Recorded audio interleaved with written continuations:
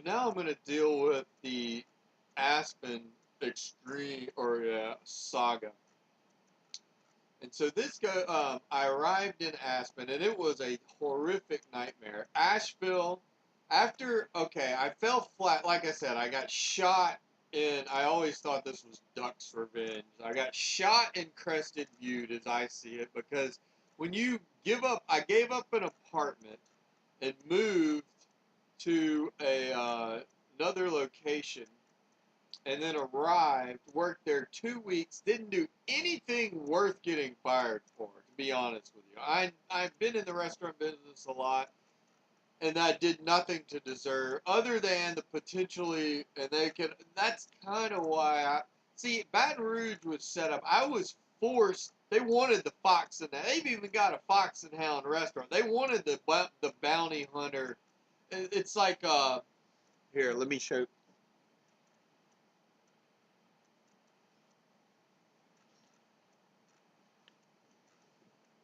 The Bounty Hunter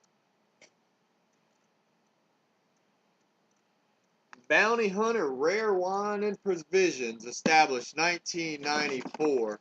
So I have a feeling this was also the time that my family, I had cousins who I had been spending a lot of time with who were starting to grow up and mature. And they wanted to divide, they were desperate to divide and conquer the family. See, Baton Rouge is trying to control the state, and we posed a threat to the family. So they had to divide and disperse our family. I don't exactly know what. So what they try to do is act. It's like they play sides against each other. So I mean, I was literally forced to flee. That's why I think I was basically forced on the lam to be the Lamborghini on the lam, yeah. So they could hotwire and chop shop a bunch of Lamborghinis with me out of the way. And so the so I'm forced to go, and so that's the only potential reason they could have fired me from Crested Butte. But they had to, I mean, I don't know. It seemed like a setup deal, to be honest with you. So I get there, I'm there for 2 weeks. I have like $2,500 in savings, and I get fired 2 weeks into it. And I'm forced to take a job where I'm making no money just for my job gives me a ski pass. It does it barely. I still, even when I left, owed money to them for my apartment, but I didn't have any left. I mean, so I stayed there all season, and I was looking the whole time for jobs constantly. But when you get there at the beginning of the ski season, there's no, you got to get hired for ski season in October. So I arrive. Basically, the only thing I could do is I skied a lot. I think they were hoping I would hurt myself because it has a lot of extreme terrain, the North Face, and I was very careful skier because if I hurt myself, there's a real potential of dying. I guess I don't know because I'm never allowed health insurance. I've never had it. Um, See, the mob takes what I have and tries to desecrate me. That's why it's like anything my family does, they try to force me to do the opposite of against my family. That's what we're Rock'em Sock. Louis Marks Toys made these things called Rock'em Sock'em's robots. Well, the mob and their mafia puppet strings, because they keep us on such short leashes of free range chickens, they could steer around like bumper cars and demolition derby against each other because, first of all, we don't have any tangible proof. I've been trying to manufacture tangible proof of our existence with all this synchronicity for years, but I don't have the resources to do it. It's relatively easy, but I don't have the resources to do it. So I can't really manufacture any tangible proof, which is easy and possible. So it's just this whole, they play sides against each other, and I mean, keeping me on the short puppet string leash, and it's not the government, it's mob. I know for a fact it's war profiteers, it's mob. That's the whole Breaking Bad thing, deals with basically the aristocracy or those with the money turn me out. They lock me out for their pets, you know.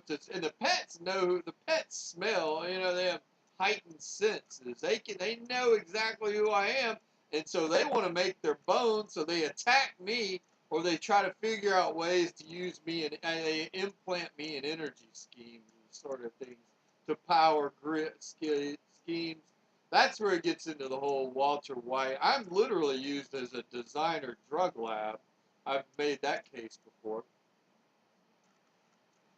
So the season in Crested Butte, nothing happened. I didn't get the job in Durango managing a blues club, which I think I was supposed to get. I missed that.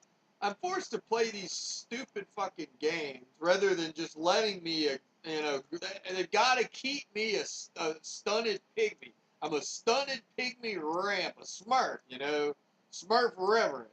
And they got to keep me small, shrunk, a gnome or a troll or whatever. Then Troll Lord Games, that's a whole nother story. TLG from Arkansas.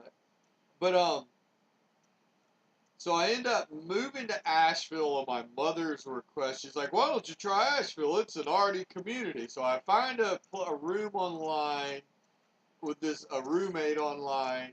End up they flew me to Asheville. My roommate picks me up, and everything seems okay. She's from Dallas. She's married to a guy, or she's living with a guy from Alabama who used to be a DJ, and they're all into the same kind of art. I get a job. I go look around.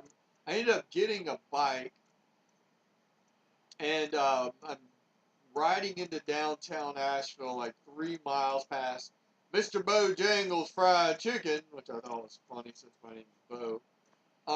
And this is all in Earnhardt country, And well, this is also, I think, where the Hornets were from, and they got moved to New Orleans or something like that.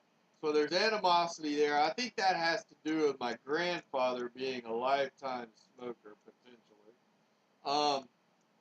That's that's a theory. So I finally get a job at a bread company owned by some people from New Jersey, of all places. So I'm riding. I mean, it's a horrible job working the counter, basically sweeping, doing all menial labor, for New Jersey, where I had been a CNBC disciple for years. I'm making $7 an hour for a New Jersey bread company. So I'm there for a few weeks, and my mother's they're from Savannah, so they decide they're going to drive up. And all this they never say anything. So basically, and in the meantime, it's strange though. My roommates got along with great in the beginning, and then slowly but surely the alienation started. I think, there's a group of people. I'm I'm a known commodity in circles in the art community, and it eventually gets around, and so I'm alienated. I mean, this goes back to back. I got set up in Baton Rouge. That's why one of the reasons I was forced to sleep on all these guys' couches. There was one from Arkansas and Oklahoma, one from Texas, one from Mississippi, surround and Louisiana, and I was forced to be just extremely impoverished. And so I was, always I was always the weakest link, the impoverished one. Couldn't afford, I'm just sleeping on their couch, can't afford rent, that sort of thing. And so it finally, after months or years of this horrific friendship, rubbed them the wrong way. And that's kind of when we parted ways in New Orleans, those guys. And so the legend had grown. But they knew, I mean, I was a known commodity from Tom Green, Friday Night Lights, Bad News Bears. I mean, everybody, Slim Shady, the whole, Eminem, I was a known commodity. And so it catches up eventually, I think. That's my theory. And so then I don't know. I don't know what it is. I think I've been alienated. That's maybe paranoia, but it just seems because I didn't do anything to rub these people wrong. I understand. It just is strange. So my mother shows up, and she wants to take me to meet with some show me around. She's still hush hush about all this. So she's driving me out. Didn't even tell me we're going out to see this place out in the country. And I didn't never get Asheville. I've always wanted to travel. Never had the money to take really long road trips or travel anywhere in the South. Always too poor, you know. That's been my story. Poor. That's the label I've always been. No money, you know. Low cash, straight out of low cash, like CB4 and Chris Rock, you know. So um, so they end up taking me out to meet with these people, and they're getting me tested, and they basically want me to go stay in this like I don't even know where I'm basically getting drugged. They wanted me to be for some reason they wanted me to be on these psycho drugs, and there's really nothing wrong with me.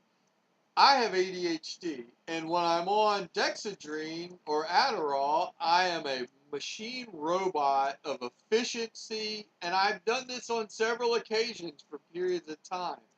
And the best combination I ever had was a Dr. Sugarman in Jackson, Wyoming, who prescribed me Adderall and Prozac. And um, he was the head of psychiatry for the University of Connecticut, had gone to the University of Penn. So, I mean, I've gone to some big doctors that have basically said, I told them I was suffering from depression, and because I was basically alone. That's what I told them. I'm alone. I'm suffering from depression. I can't get, I'm disorganized. So, you know, we had, the consultations and all that. So then all of a sudden, they want to send me to this. So they want me to stay at this place, and I have no options. They're basically no options at all. And in the meantime, the girl who I was living with, who was from Dallas of all places, who had gone to SMU, where my sister had gone to, had told me I had to move out. Um, And so my sister had found this place in North Carolina, and I was just adamant against it. I for the longest time wanted to go to Aspen. My parents, in the meantime, and I didn't even know this, they've always had property there, but I think they wanted to keep me away. I'm the untouchable. I've got to be the JV so they can be the varsity. It's always been that. Or they're the pro and I'm the JV. I'm being held back, you know, and from high school. It's always seemed that. So I'm just like, I absolutely don't want to go to this thing. I mean, I'm like, there's nothing wrong with me. I don't want to. Because when the doctor in Baton Rouge had given me the medicine, I tried it for 5 days and I hated it. Absolutely scrambled my brain, made me a zombie. It was just, I couldn't stand it. I hated it. And um, so I quit taking it. That's, it was just the wrong medication, didn't do anything. So then these people want me to, and I'm just like, and I did not trust them, first of all. I never knew what they were going to, it's basically, I have no computer, no connection to the outside world. It's basically, there's no place, just like, you're stuck here. And I mean, we're talking about, I don't know. This is just, never once, have we ever discussed any sort of career counseling advice or anything? So I'm like, the hell with this. So I'm like, I'm bolted. I I had a few $100s from a paycheck, and there was a pawn shop that was closed. I went and sold my bike that I had got from that pawn shop at like $50. Sold some things over the pawn shop that I had, the few possessions that I had had after I got stripped clean in Louisiana by the Episcopal and Catholic High Mafia there, pillaged of all the magic goods. Um, so I have nothing left really. I'm just, living on a thread as a carpetbagger. So I'm just like, I'm not going. The only thing I could think of, as I knew there were a ton of jobs in Aspen, because I was trying to go to Aspen, but Mom talked me into going to Asheville to try it. She said and so I thought, well, I'll give it a try. But then I didn't know I was going there it was a trap to get locked into some sort of funny farm.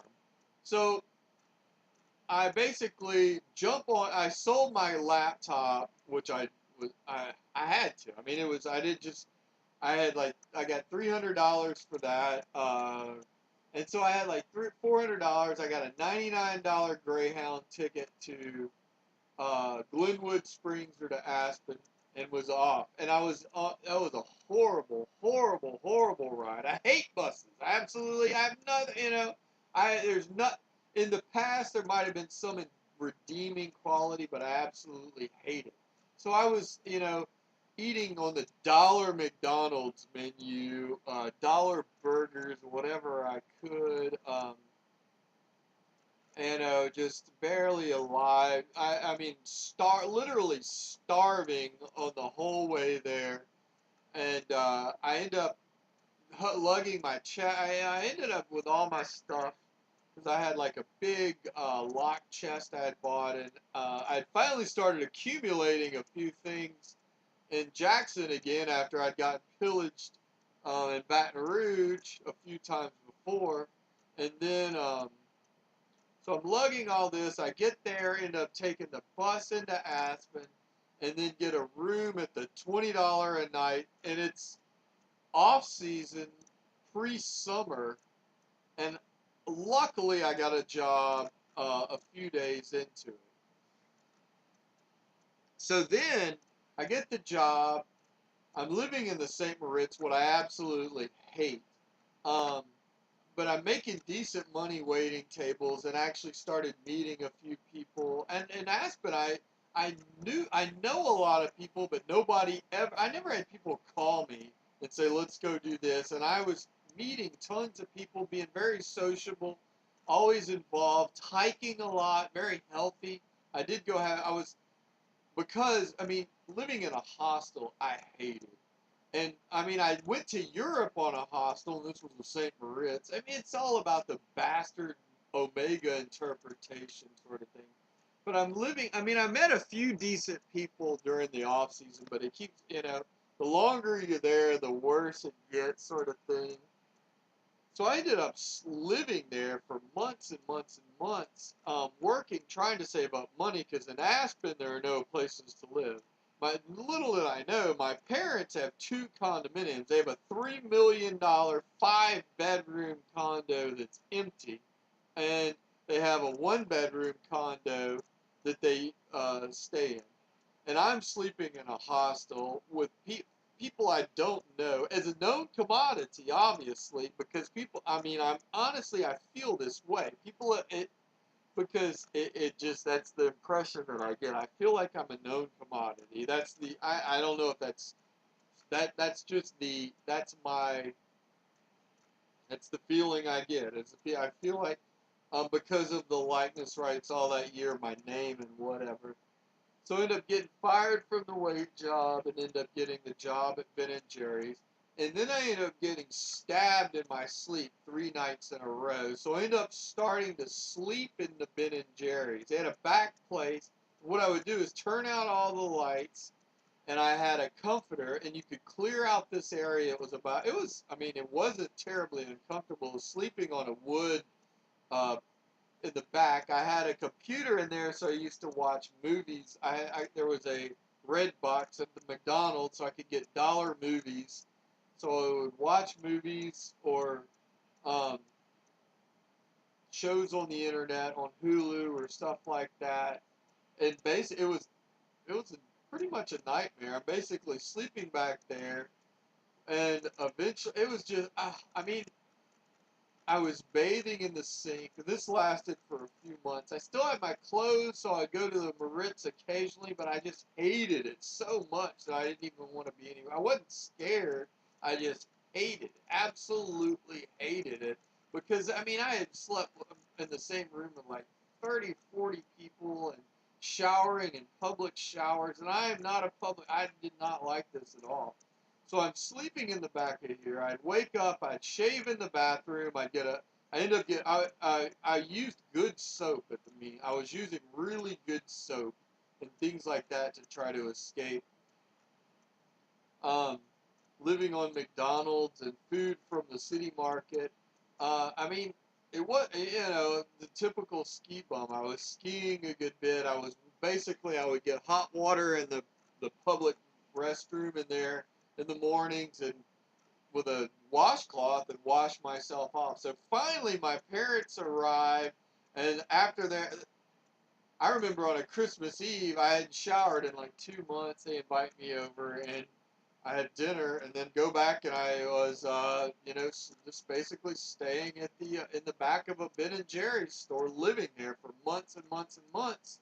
I'd wake up, I'd go skiing, come back, and I mean, what I don't know. I don't know what to say. It was, so I think I got a computer in or no, they told me I either got a laptop they gave me or something like that. They started feeling bad. They go through these ebbs and cycles where they do something really bad and then they try to make up for it. And then when they were leaving, they said, "Well, you could come stay at our one-bedroom apartment." And I don't want them to know this, but they had some people in town, and they came and stayed at the big condominium, and they allowed me to spend the night a few nights over there at this. It was like a $3 million 4-bedroom condominium, and so I ended up getting a key mate so I could go in there when they weren't there. I used to go in after work and go in and basically would just take showers or baths and watch TV and go in there, and I would sleep there. And I was real careful and, didn't make everything, and because they were showing the house at the same time, it was for sale. And so I ended up staying there off and on like 2 months. And then right, they ended up selling the place. I mean, I was literally staying there off and on. I can't remember.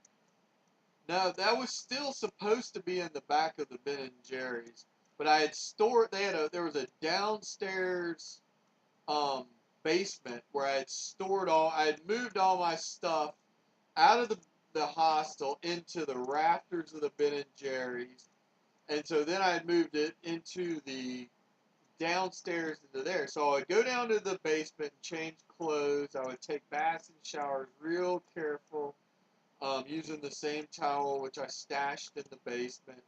And so then they were showing. It was really nerve wracking. I ended up in there, trapped in there with a realtor showing the place one day and stuck out of there. And then so finally they sold it, and I moved. And I mean, I had no other choice. I mean, these are my parents' property. And suppose they're managing. They're in denial that I have an estate. They're determined to tell me I'm not worth anything. I mean, uh, but in actuality, I've made a case for that I am, but I can't afford to investigate it. So then I moved back into the back of the Ben and Jerry's full time. And the entire time I'm looking for an apartment and finding nothing. I mean, Aspen really is a hard town to find apartments for. And so I think they told me I could move into their one-bedroom apartment, which is right next to the police station.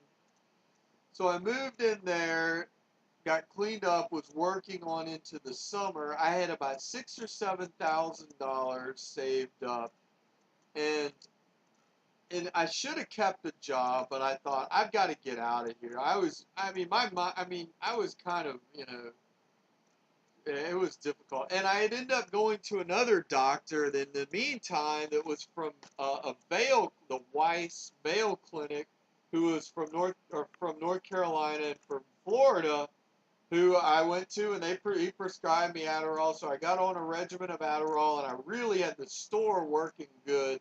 I had written a book on my new computer. So then I end up going to moving into my parents' apartment, and I kept the job. The problem was I ended up getting fired from the job because it was my fault. I was a dumbass, but I thought I had $6,000 or $7,000. I'm gonna get. I had tried. While I'm at Ben and Jerry's, I'm hanging a ton of signs in the window, all sorts of things, trying to escape. Literally, like trying. I always thought of myself as I was trying to launch a rocket to become famous. So I'm hanging signs in the window trying to become famous. And I think that's probably why I got alienated from, I don't know, Aspen thought I was weird or whatever.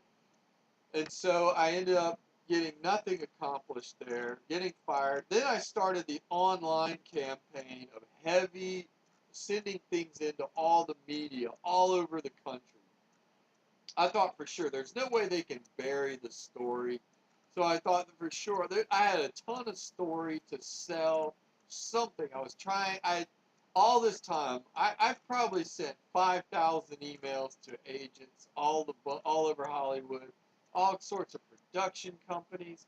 I had a list. There's a site that lists every agent, production company, and back then it had every newspaper in major newspaper and all over America and all the reporters. So I was sending out these.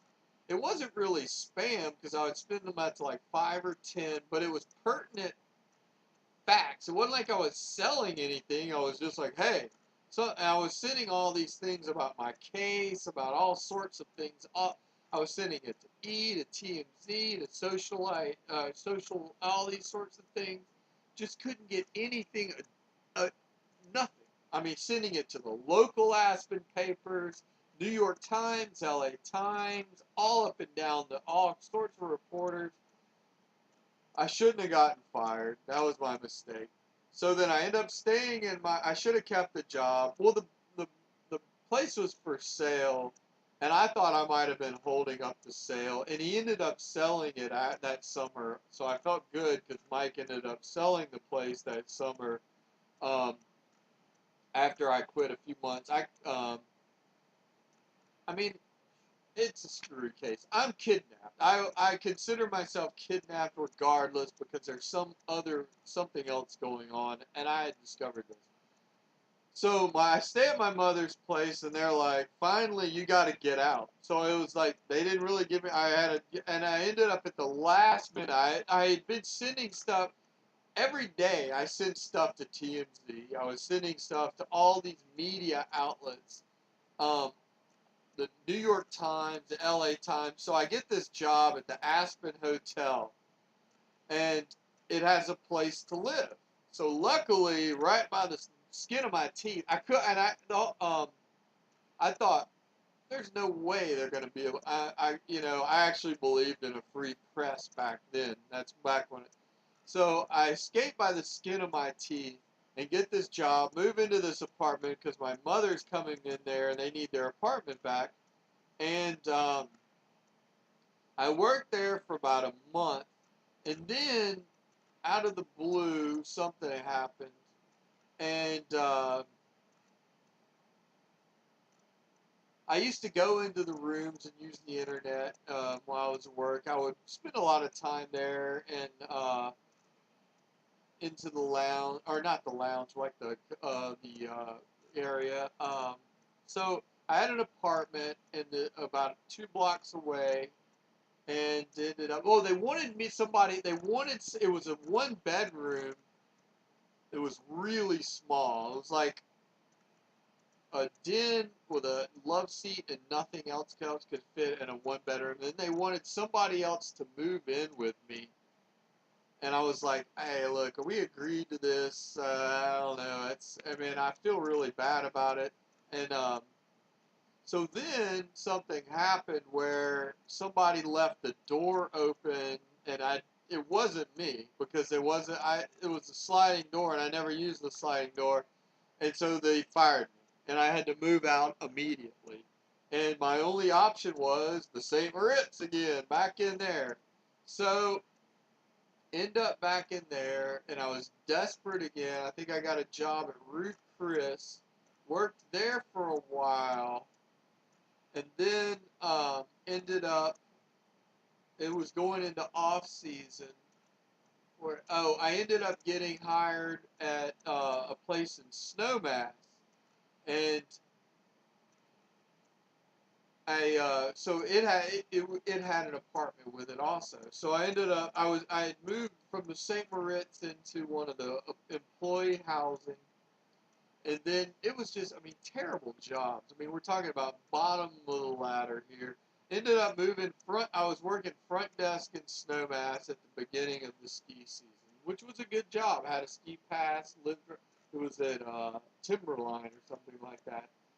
So I made it through about February, and I lived with a couple of guys. Never really got to be friends with them. I wasn't partying or drinking or anything. I was sober for the most part. I was trying to stay sober because I was, trying to escape back into some decent level of society. So then I end up getting fired from that job in February for some odd reason. I can't remember what. And ended up having to move. My parents had bought another 2-bedroom apartment, but then they were forcing me to go to this doctor from the Bronx, and he didn't diagnose me. They told me what was wrong. They told him what to diagnose me with. I mean, he misdiagnosed me. They just wanted, I mean, I had no option. It was either like I had no money. It was either like, I ended up, they moved me into this place. I had like $700 or $800 left. So I'm living in their 2-bedroom apartment, and this is like, and they have their architect coming in from Baltimore. So they forced me to go stay at the St. Moritz because they didn't want me to stay in the same apartment. They're strange. Like I said, they're very weird people. I'm a pet to them, I'm a slave or whatever. So I'm forced to go there, and I ended up or I don't know. I mean, I don't know. I ended up spending all of my cash. So I had like from $700 or $800 that I had, I ended up with $100 again after I got back into there. So I'm living in Aspen with $100 in cash, then can't get another job because it's the end of the season. Then the recession had hit, and so the job market it used to be Aspen jobs everywhere. The recession had shrunken everything, and so jobs were very difficult to get. So now I have a place to live, and there's no job. So it had flip-flopped, and so I'm forced onto these drugs, which I hated. I've always said, every time I went to the doctor, I was like, you're misdiagnosing me. I have ADHD. I am living in solitary confinement here. I'm kidnapped. I was telling him this. He didn't care. He was just forced. I was being force-fed, intravenously plugged in. I was, being fed by my parents and force-fed these pills. And they're spending all the, I mean, like I said, never once did they try the Alex and Emma to try to get in. They don't want, it's like, I can only exist at a minimum Smurf, stunted pygmy level. I'm not allowed to grow up. I'm a dog, a slave, hostage. That's how I feel. So ended up staying there until the construction started. They were gonna do construction, and they moved me back to their other apartment, the 1-bedroom, which was about a block away. And I got a job actually got a job offer in Washington State, at a national park, and I was gonna take it. So at the same time, I ended up getting a job at a restaurant called Alina's, where Stefan from SNL, there's a Stefan there, it looks just like the guy from SNL. And so I worked there for a while, got fired.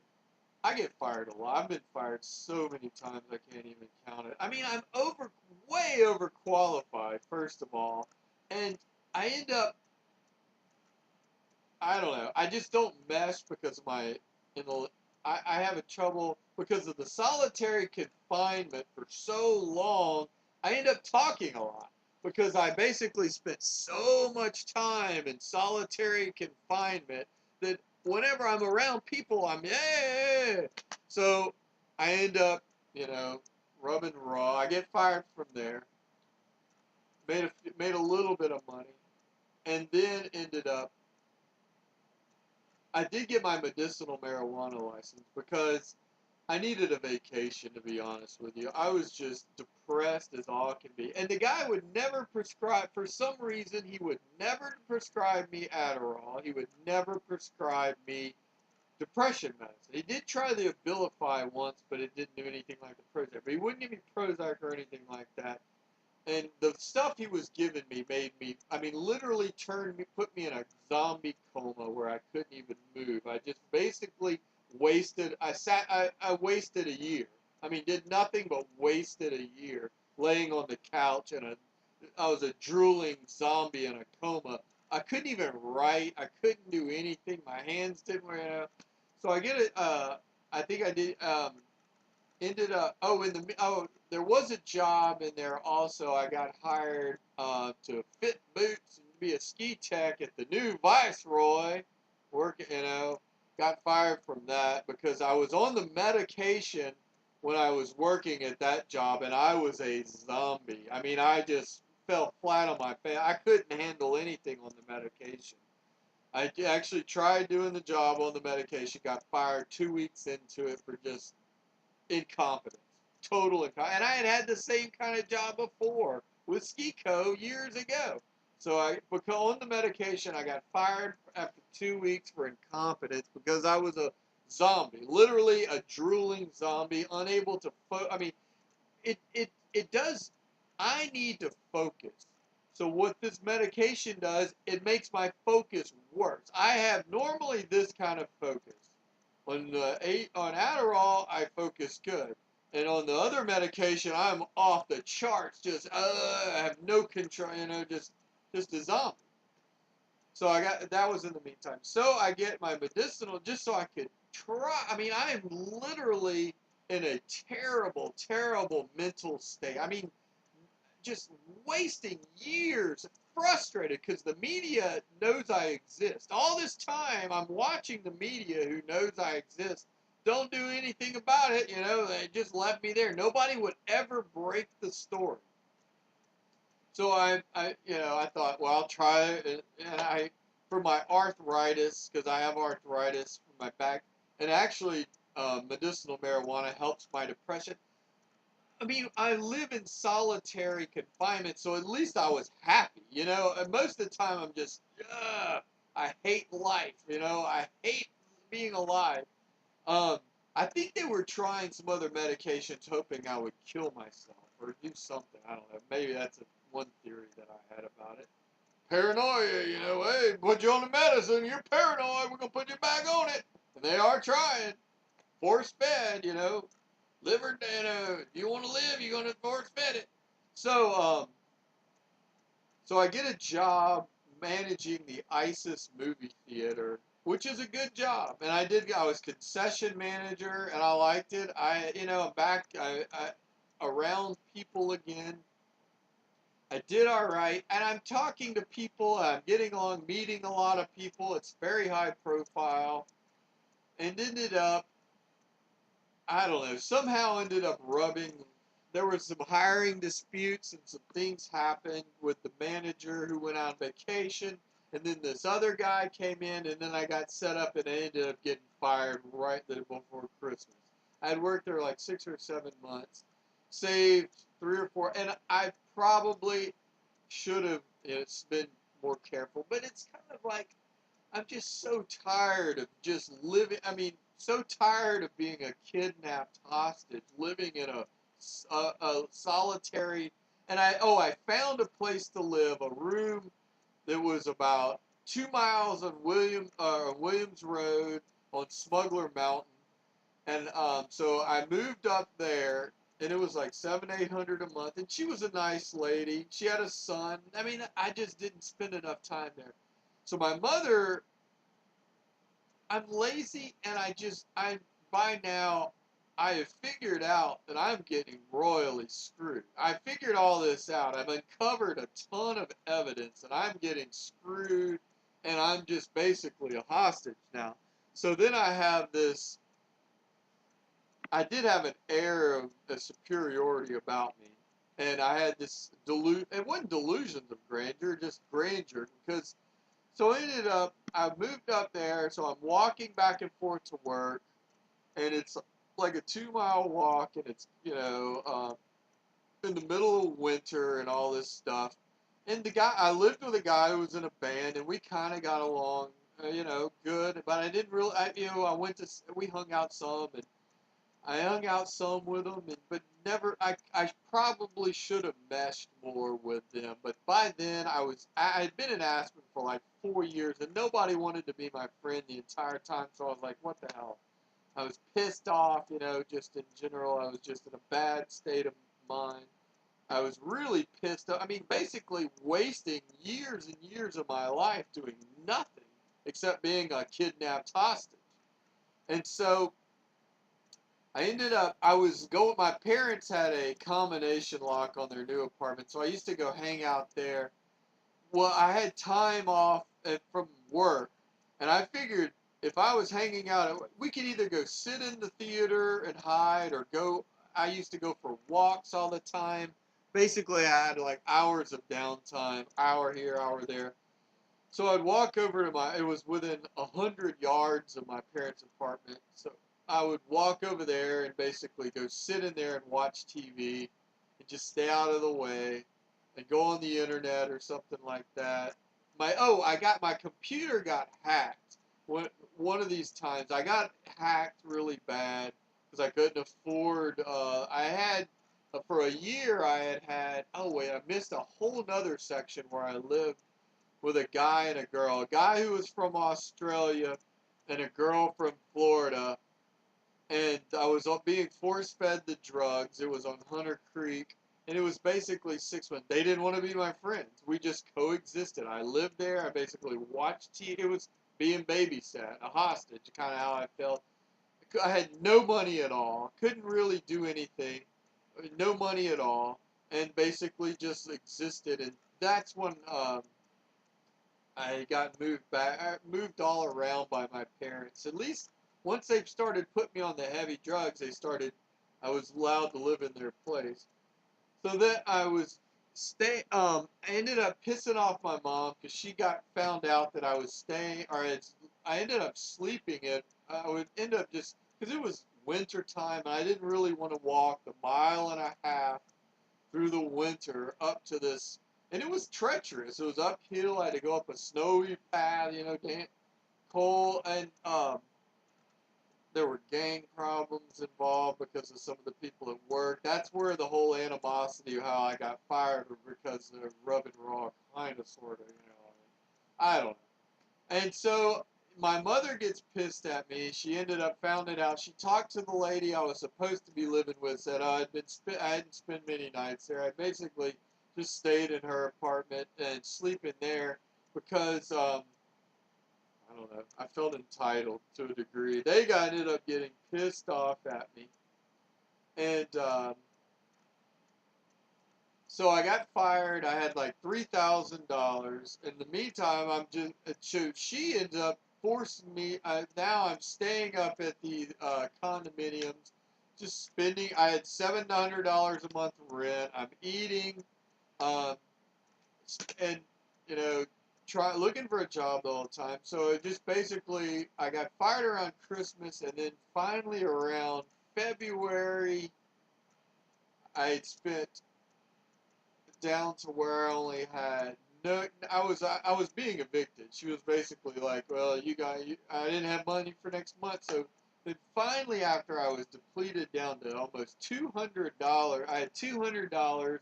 My mother said, "Well, we'll fly you to Savannah." And I moved into where I am now, and I hit the ground here with $200, which is nothing, and that's was basically the extent of my Aspen visit.